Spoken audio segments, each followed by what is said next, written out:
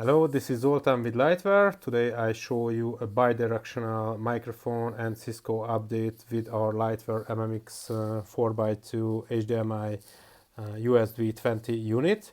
With the latest Cisco configuration, which is version number 4, we have the option for the latest MMX 4x2 Advanced Control Pack version 3 to have the mute button in call to have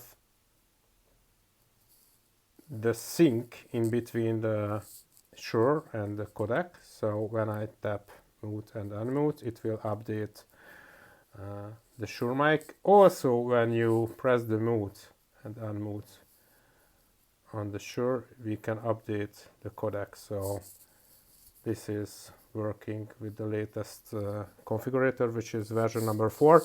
What you need to do, you need to come to the configurator. Once you reach the room control section in your configuration, you just need to come down to microphone mute, unmute DSP input.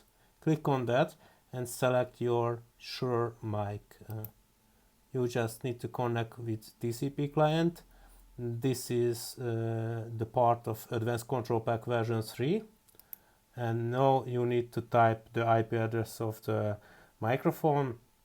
Then you need to download the file and you're ready to go. Bye.